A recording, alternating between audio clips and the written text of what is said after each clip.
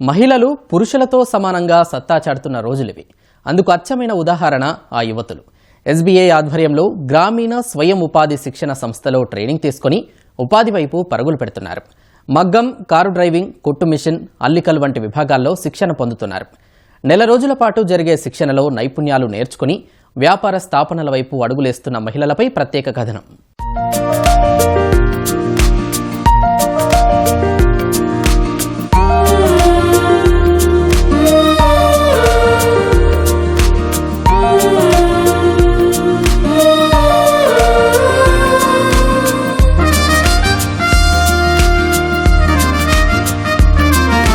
ప్రస్తుత సమాజంలో మహిళలు రాత్రి సమయాల్లో ప్రయాణించాలంటే భయపడాల్సిన పరిస్థితి. కానీ ఎంతకాలం అలానే ఆగిపోతాం?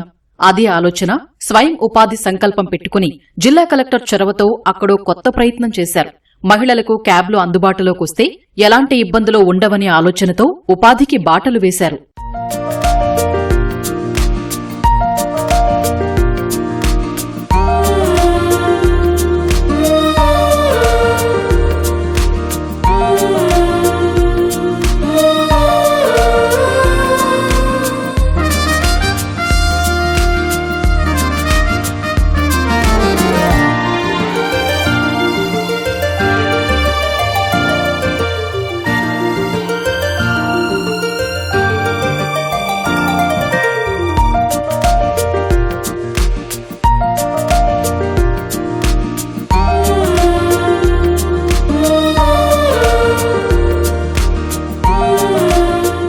ఈ మహిళలు సంగారెడ్డి జిల్లా గ్రామీణ ప్రాంతాలకు చెందినవారు.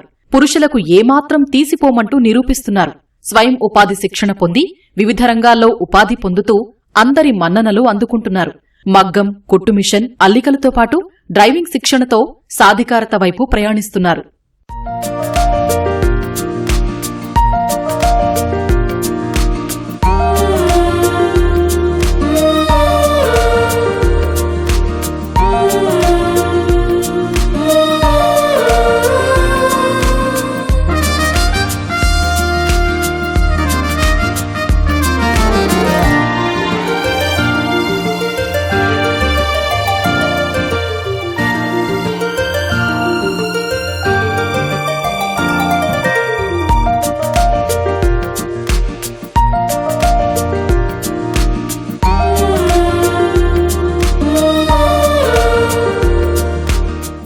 ఇక్కడ శిక్షణ పొందుతున్న యువతుల్లో దాదాపు అందరూ డిగ్రీలు పూర్తి చేసి ఏదో ఒక కొలువు కోసం ఎదురుచూస్తున్నవారే. వారందరికీ గ్రామీణ స్వయం ఉపాధి శిక్షణ సంస్థ ఆధ్వర్యంలో ఉచిత భోజన, వసతి కల్పించి ఉపాధిని కల్పించడంపై హర్షం వ్యక్తం చేశారు.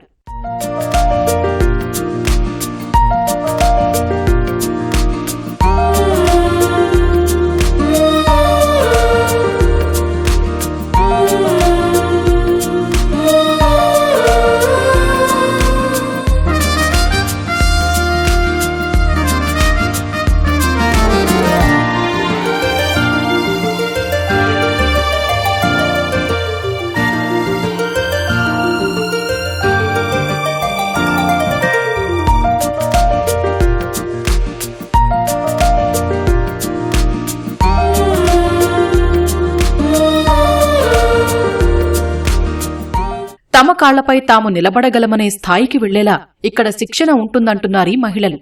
ప్రభుత్వ ఉద్యోగాలు రాకపోయినా ఇంటి వద్దే సంపాదించుకునేలా సన్నద్దమవుతున్నట్లు చెబుతున్నారు. ఎస్బీఐ ఆర్ట్ సెట్ లో ట్రైనింగ్ తీసుకుంటాను. ఇక్కడ చాలా క్లాసెస్ ఉన్నాయి. నాకు ఇందులో ఇంట్రెస్ట్ ఉంది, టైలరింగ్ అనేది. సో నేను ఇక్కడ జాయిన్ అయినా 30 days లో నేను పర్ఫెక్ట్ గా నేర్చుకుంటా అనే నమ్మకం అయితే ఇక్కడ కలిగింది. సో నేను ఫ్యూచర్ లో బిజినెస్ పెట్టుకుంటా టైలరింగ్ ది. ఫ్రీ అకామిడేషన్ ఉంటుంది, ఫ్రీ హాస్టల్ ఉండొచ్చు, ఫుడ్ కూడా ఫ్రీనే.